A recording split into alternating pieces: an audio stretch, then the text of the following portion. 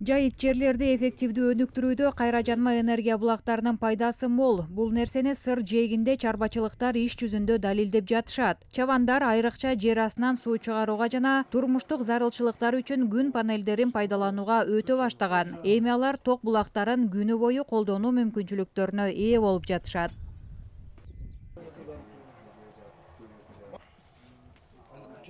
Бүгүнкү таңда 10 жылжымайтын. Бүгүнкү күндө 10 кыймылсыз турак үйгө 5 көчмө чарбачылык вагондоруна койдук. Чабандар каалаган жерине барып, кудукка мотор салып пайдалана беришет. Эң башкысы жашыл экономика багытын карманган чарбачылыктарга мамлекет тарабынан колдоо көрсөтүлүүдө. Азыркы тапта чарбачылыктардын 80%га чейинки чыгымы республикалык фонддон субсидияланып жатат.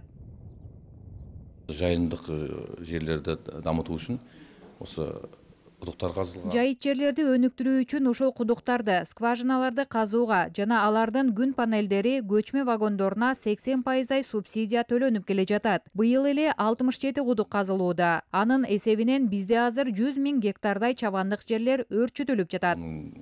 10 үстүндө гектардай бизде чабындык жерлер игерилип жатыр.